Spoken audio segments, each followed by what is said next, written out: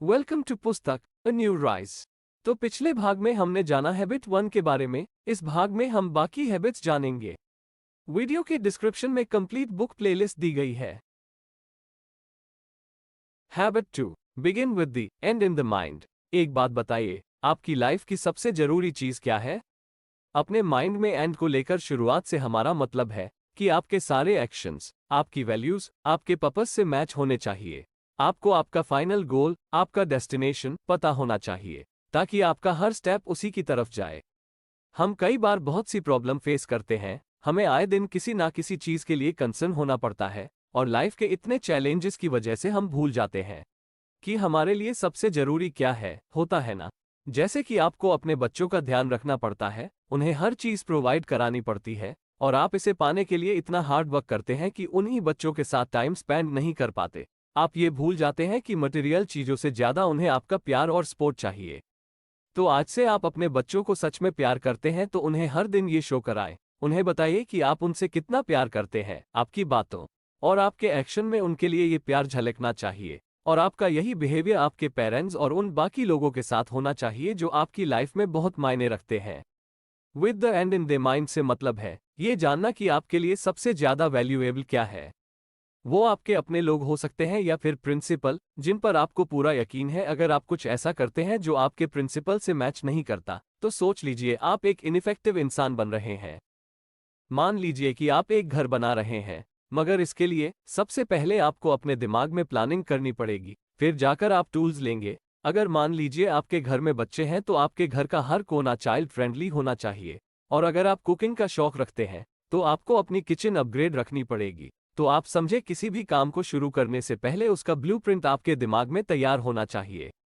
जैसे अगर आप अपना घर अच्छे से प्लान नहीं करेंगे तो इसे प्रॉपर्ली कंस्ट्रक्शन करना मुश्किल हो जाएगा, और लास्ट में आपको इसे रिपेयर कराने में फालतू पैसे खर्च करने होंगे। ऐसे ही लाइफ में हर चीज प्लानिंग मांगती है, और इसी तरह एंड को माइंड में रखकर चलने की शुरुआत होती है।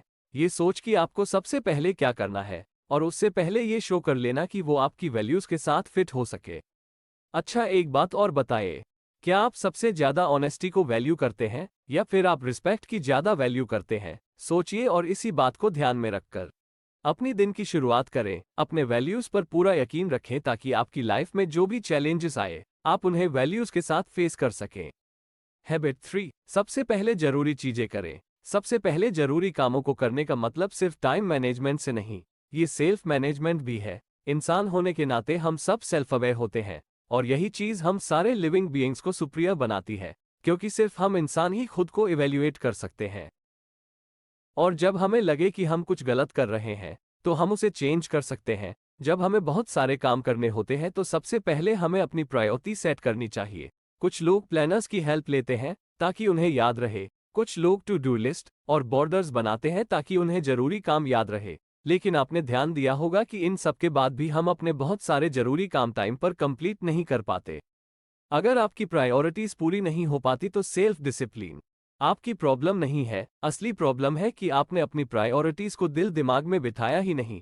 आपने ये सोचा ही नहीं कि आपकी टॉप प्रायोरिटीज क्यों है और क्यों ये आपके लिए इंपॉर्टेंट है। इसके बारे में सोचिए, ये आपको और ज्यादा मोटिवेट करेगा। और एक्चुअल चैलेंज टाइम को मैनेज करना नहीं, खुद को मैनेज करना है। सबसे पहले जरूरी चीजें करें, और इस बात का मतलब है कि अपनी प्रायोरिटी को पहले नंबर पे रखें। इसका मतलब ये भी है कि जरूरत पड़ने पर आप ना बोलना सीखें। जब आपके पास करने को ढेर सारा काम हो तो उन टास्क को ना बोलिए जो आपकी प्रायोरिटीज का हिस्सा नहीं है। एग्जाम्पल के लिए, स्नेहा को एक कम्युनिटी प्रोजेक्ट का चेयरमैन बनने को बोला गया, मगर उसके पास पहले ही इंपॉर्टेंट टास्क थे। मगर प्रेशर में आकर उसने हाँ बोल दिया। फिर स्नेहा ने अपने पड़ोसी कोनी से पूछा कि क्या वो भी इस प्रोजेक्ट को ज्वाइन करना चाहेगी। स्नेहा की बात सुनकर कोनी ने कहा, स्नेहा, ये प्रोजेक्ट काफी मजेदार लग रहा है, मगर कुछ रीजन से मैं इसे प्रायोरिटीज पर नहीं कर पाऊंगी। मगर सच में तुम्हारे इस इनविटेशन को मैं अप्रिशिएट करती हूँ।